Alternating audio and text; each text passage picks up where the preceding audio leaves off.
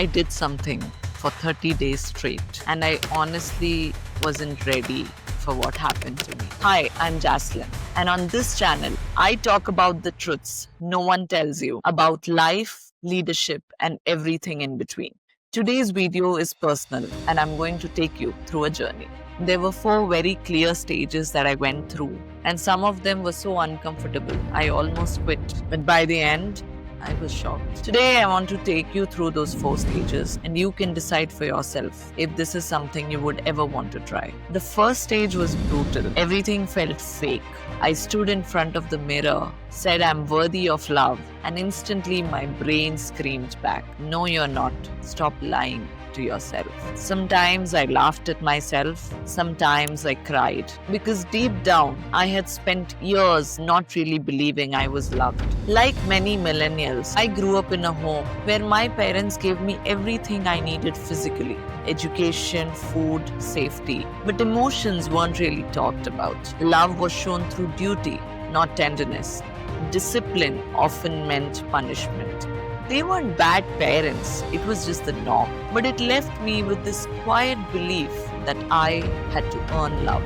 So when I said, "I am loved," my whole system rejected it. That was stage 1, fake, painful, and exhausting. Stage 2 was resistance.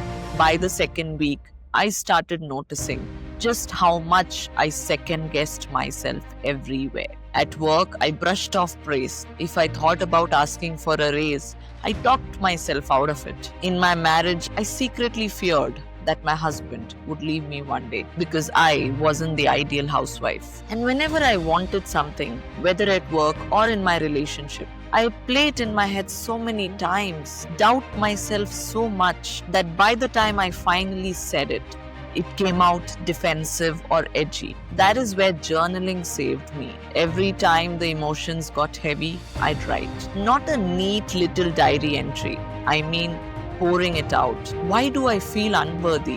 Where is this fear coming from? Why do I feel guilty for asking something so normal? Journaling slowed me down. It helped me trace the resistance back to childhood wounds. That little girl who thought she had to be perfect to deserve love. She was still running the show. So stage 2 was resistance, not just to affirmations, but to my own voice, my own needs, my own worth. And then came stage 3, the shift. It didn't arrive like lightning. It came quietly. One day, I asked for something, calmly, without guilt, without overthinking. And I realized for the first time, I wasn't fighting myself. Here's the logic behind it. Affirmations aren't magic words. They work because of neuroplasticity, the brain's ability to rewire itself. Every time I repeated an affirmation with emotion, I was strengthening a new neural pathway. Over time, it started winning over the old ones. By stage 3, those new pathways were strong enough that I wasn't shrinking when someone praised me. I wasn't second-guessing every word. I was steady. And when you show up steady with calm confidence, people notice. They respond differently. It's easier for them to listen, easier for them to say yes. And then came stage 4, the transformation. By the end of 30 days, I wasn't just saying the words, I believed them. The biggest change wasn't in my husband, in my friends, or even in my career. The biggest change was in my relationship with myself. For the first time, I valued my time, my standards, my worth. If something didn't align, I didn't lower my standards just to keep peace. I stopped fighting myself. No more guilt for setting boundaries. No more shrinking to make others comfortable. I loved myself fully, unapologetically. And that changed everything. My marriage felt lighter, work felt more empowering, friendships felt more balanced. But those were just ripple effects.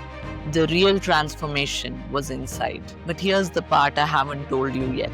I don't believe it was just the affirmations that created this shift. Around the same time, I started doing something else. And I believe that's the real reason these affirmations worked so deeply for me. If you want to know what that was, hit subscribe, because that's exactly what I'm going to share in the next video. And trust me, you will want to hear it.